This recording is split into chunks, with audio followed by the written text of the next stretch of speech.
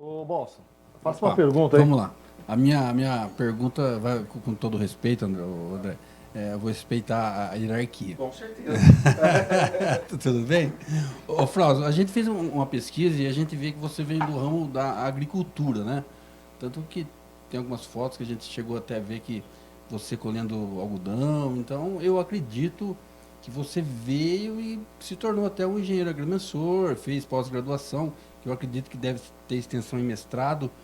Mas a minha pergunta é assim, como presidente de sindicato, vice-prefeito, secretário de meio ambiente e agora gestor, não sei se posso dizer gestor, né, de uma autarquia que é o SAI.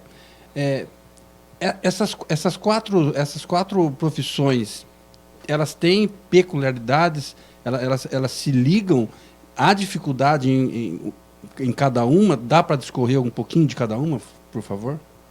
Sim, Bolsonaro, a minha formação, eu sou engenheiro agrônomo, né? Formado lá na Exalc de Piracicaba, fiz mestrado e doutorado aqui na Unesp em Jaboticabal e um pós-doc, uma pós-graduação, não é um pós-doc, é uma pós-graduação. Desculpa, doutor, então, né?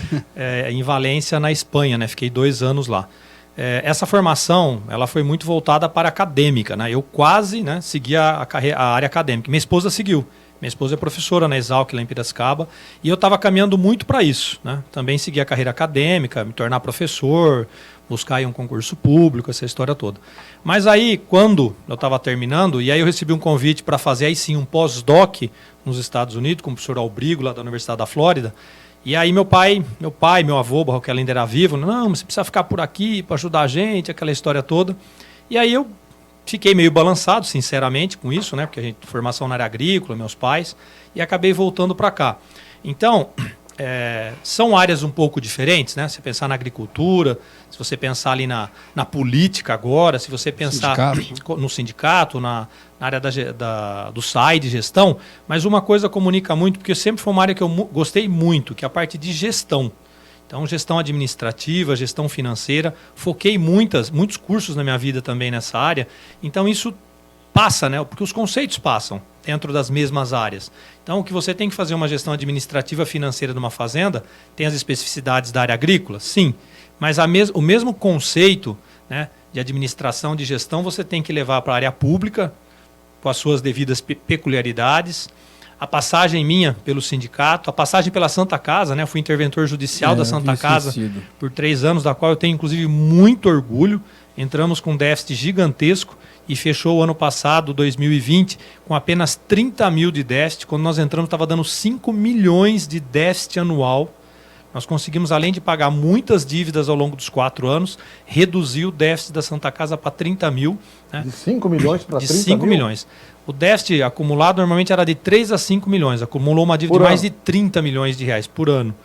A diferença é muito grande, né? Então nós fomos reduzindo isso, fazendo gestão. Eu entendo de hospital, eu sou médico? Não, embora eu tenha doutorado, né? Como você falou, sou doutor mesmo, de fato, mas não tenho pretensão nenhuma que fique me chamando de doutor, pelo contrário, não gosto, inclusive, eu acho que, tanto que eu não sabia. É ruim, até isso no sentido que parece que coloca a pessoa num patamar que somos todos iguais, eu só tive a oportunidade de estudar um pouco mais. Sim. Essa foi a diferença. Então, nesse sentido, mas esse conceito de administração e economia, né, de gestão, eu acho que ele perpassa todas essas áreas. E para mim está sendo uma experiência espetacular. Ter passado por áreas tão diferentes, né? Agricultura, sindical, né, política agora, a Secretaria de Agricultura e Meio Ambiente, e agora à frente da gestão do SAI com toda a equipe, fazer gestão de tudo isso assim, é um desafio muito grande, porque aí vem naquilo que o Ronaldo falou, né? São as peculiaridades e as diferenças, né? Porque a vontade da gente ela vai à frente do que a gente às vezes consegue realizar, pelas limitações que cada setor desse impõe, né? Porque você não tem, por exemplo, na empresa privada, lá na fazenda, com meu pai, você define comprar uma coisa, se você quer comprar de fulano, de ciclano, de beltrano, você compra. Você tem mais confiança naquele, você compra. No poder público você não pode fazer isso. Às vezes você está vendo que um determinado fornecedor, um determinado prestador de serviço não vai prestar um bom serviço, mas ele cumpre todas as exigências do edital. Você tem que, às vezes, os requisitos, e aí você tem que acabar contratando. Aí cabe a quem faz a gestão e a equipe técnica, aqui como o André, fazer um edital, tentar fazer um edital cada vez melhor para selecionar melhores pessoas. Então essa parte de gestão também me anima muito. É um desafio, né? Quando eu cheguei na Santa Casa, né? Um déficit gigantesco, pouquíssimos controles administrativos, financeiros, de RH, e aí você começar a estabelecer isso, então foi assim um desafio legal, muito interessante. E os conceitos são os mesmos, né? Independente das áreas que nós estamos falando. Obrigado. Eu vou fazer uma pergunta para o André agora. Pode ser? Claro. Ô André, você me disse que é diretor de projetos, né? Do SAI. É que eu sou um pouco mais técnico. O pessoal o Ronaldo ele fez, mas eu vou um pouco mais na técnica. Assim, o diretor de projetos, para mim, assim, na interpretação gramatical, eu acredito que vai fazer algum projeto, alguma coisa. O SAI de Bitinga, assim, tem algum projeto ou alguma coisa que está em mente, ou você ou não? Assim, tem alguma... Então, na verdade... Uma novidade para Bitinga? Na verdade, a atribuição desse cargo, ele é muito focado a uma parte de fiscalização dos projetos em execução do SAI. Acontece que, nesse exato momento, o Frausto está lá com a gente para ajudar a resolver um problema de uma questão financeira que o SAI está passando. É claro que os projetos para a melhoria do SAI, ele tem todos os dias, né? Todos os dias existem ideias, existem coisas novas a serem feitas. Então, respondendo você sobre se o SAI tem um projeto hoje, algum projeto hoje em andamento, que eu acho que esse é o teor da tua pergunta, hoje a gente está focado nessa questão da macromedição, que é uma verba que o SAI conseguiu junto à FEIDRO e que eu, particularmente, acho que isso, aliado à automação dos poços, vai trazer um benefício muito grande. Também o Frausto está correndo atrás de uma questão da energia fotovoltaica, que eu acho também que o SAI vai levar um benefício muito grande implantando isso. Depois o Frausto pode falar em que pé que está isso, mas eu entendo que esses dois fatos agora, esses dois projetos agora, vai dar uma alavancada muito grande na gestão do SAI. O primeiro projeto que você disse, eu ouvi, mas eu não entendi. Dá para explicar assim, um pouquinho na prática? Porque sim, como a gente está no rádio e na televisão... Sim, assim... é você fazer uma setorização para você controlar o gasto em relação ao que você extrai do aquífero, ao que você fornece, distribui para a população. Então, a macromedição nada mais é que são hidrômetros maiores que você coloca na saída dos poços e você pode ter a real mesmo do que está saindo ali.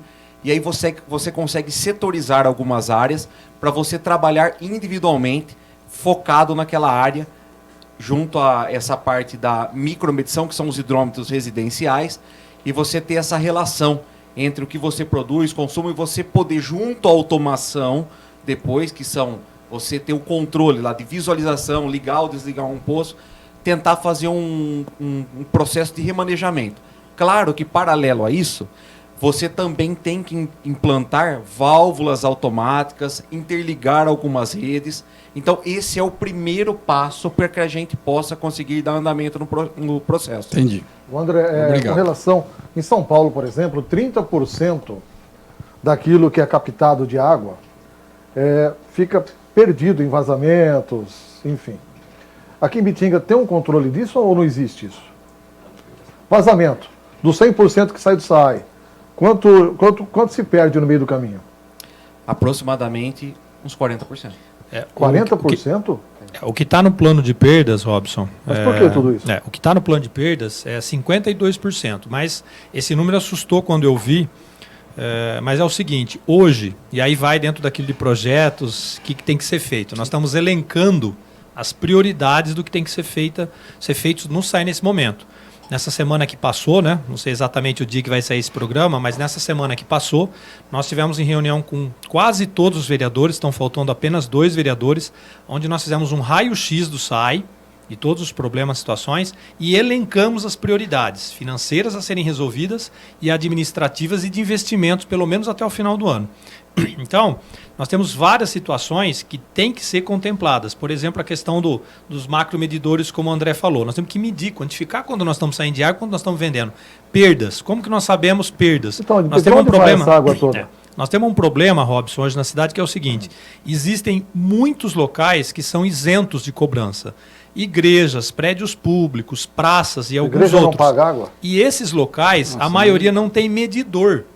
Então, quando se fala num plano de perdas de 52% de perdas, não são perdas totais, porque muita água não é medida.